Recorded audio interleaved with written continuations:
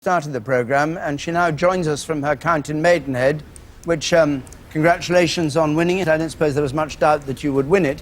When you were here, Theresa May, you talked about, you were not drawn about what kind of government it would be. What kind of government do you think you will now have, given that it looks as though you're going to be able to govern alone? How will it be different from the coalition government?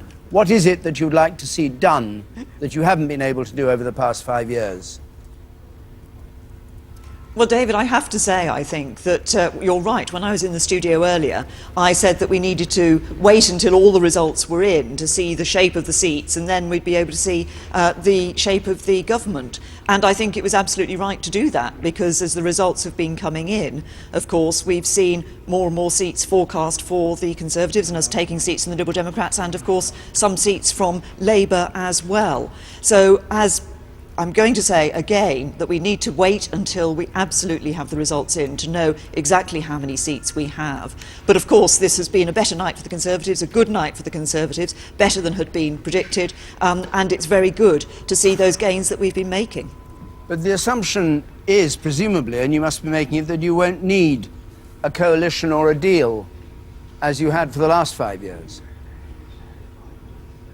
Well, I think I heard Jeremy Vine say just then that there was indeed that possibility that that particular figure could be reached that we were looking for that ability to govern in an overall majority. But as I say, we still haven't had all the votes counted, we still haven't had all the seats declared. So until we have that, it's not possible to say what the shape of the government's going to be. But I think very clearly as we came up to the election, people were focusing on the choice that they had to make, the choice between going forwards with the Conservatives building on the economic recovery, building that strong economy, yes, securing people's future, or the danger of falling back into economic chaos under Labour. Let's just assume for a moment that you are free, but let's not ask you to speculate ahead.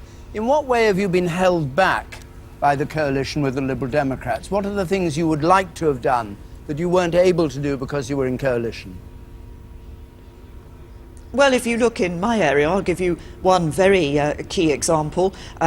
David Cameron has already said, and I've said, that a Conservative government would be giving the security agencies and law enforcement agencies the powers that they need to ensure that they're keeping up to date as people communicate with communications data. We were prevented from bringing that legislation into Parliament in the last government because of the coalition with the Liberal Democrats, and we are determined to bring that through because we believe it is what is necessary to maintain the capabilities for our law enforcement agencies such that they can continue to do the excellent job they do day in and day out of keeping us safe and secure. What accommodation would you like to see made with Scotland, if any? Well, there are going to be changes in terms of the relationship with Scotland. Those have already been agreed. Commitments were given at the time of the referendum.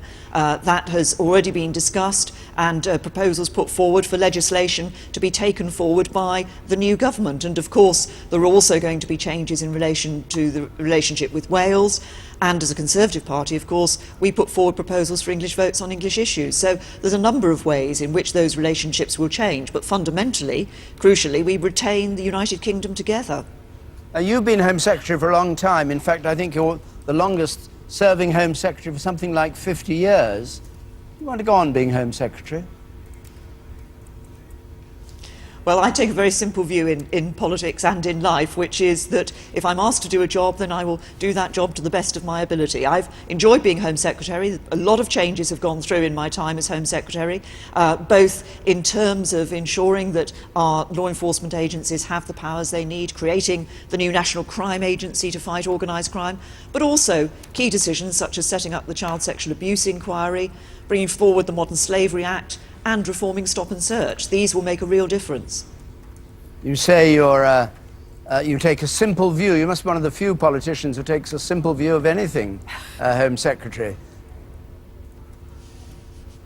Well, I just get on with the job, David. That's been the way that I've approached all of these things. But as I say, I think that the last government has achieved a great deal across many areas, including the Home Office.